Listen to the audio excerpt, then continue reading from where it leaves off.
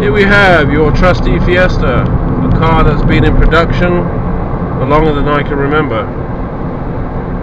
What this car lacks in quality, it certainly makes up for in practicality. Now the first thing I'll start with is I'm doing 60 miles an hour now, and it's immediately obvious that this car could do with the 6th gear.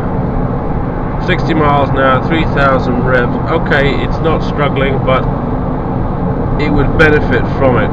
If I could pull this car into 6th gear now, I could trot along on this motorway no problem at all. That's a personal opinion, and I think it's a valid point. Now, the visibility on the car is generally quite good, although the wing mirrors are very low, and although they're wide, they are a little bit short, a little bit stubby. Wouldn't hurt to have those a little bit bigger and a bit squarer, I think. The rear view vision is excellent. It's not obstructed by the headrests in any shape or form whatsoever. The interior of the car is a bit bare bones, I think it's probably fair to say. The upholstery on the seats isn't particularly nice. It feels sort of industrial, and it's not the most comfortable car to be sitting in. The driving position is very good. It balances out quite nicely. The dashboard, I would say, is, well, to be fair, it's a bit tacky. The instrument dials, the needles look really, really cheap and awful.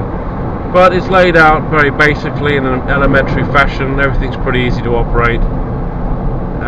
The instrument cluster here isn't obstructed by the steering wheel, which is also a very good thing. I think it could have been made to feel a little bit more higher quality. It does have this recycled plastic milk bottle top feel to it. It has the same sort of feel as a cheap digital watch, so it's a bit nasty in that respect.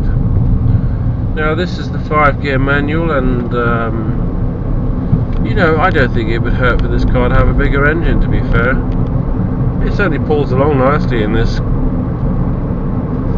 but I think if you had three people in this car and maybe some shopping or some bags in the back, it would struggle. It does feel that it has the scope for a bigger engine, that's for sure. The steering is very light.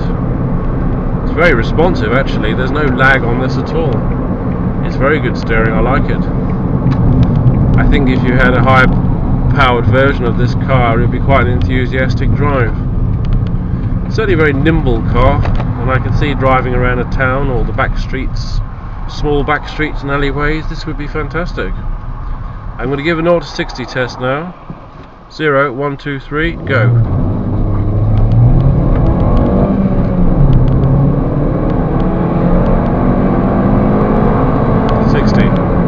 That's not bad. For a commuting vehicle, this is ideal.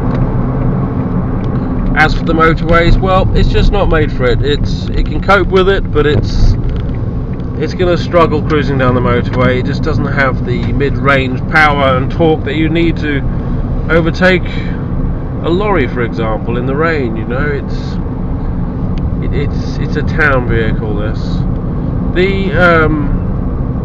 the ride is surprisingly firm, actually. I do feel confident in this car that I could swerve at high speed if I had to. A lot of cars have this very nasty, boaty, floating feeling. This car seems quite poised, and as I go around corners, even though I do feel a little bit top heavy, the car seems to balance out quite well. I think anybody watching this video who's thinking about buying one of these probably has already had one already. I think most people at some point in their life have had the experience of driving a Fiesta. It's never full of unexpected pleasant surprises. A Fiesta does what it says on the tin. It's a purpose vehicle. It's designed for a specific usage, and I think it delivers that product very well. If I could criticize this vehicle in any way at all in terms of addressing Ford as the manufacturers, I'd say, well, look, make it a little bit nicer, make it a little bit more luxurious. But to be fair, the actual driving of this car is fine. It starts, it stops, it turns, it goes. But there's no frills with this. It's a bit of a no frills package. Now, one thing I will conclude is the brakes on this vehicle are rather good. They're not as grabby as I would expect with a low rank car. The car stops very well and in a very controlled fashion. I think anybody thinking of buying one of these cars, go take it for a test drive. But if you're thinking of driving a long distance across the country, up and down the motorways, then this really isn't the car for you. This is a commuting vehicle, and that's basically where its potential ends.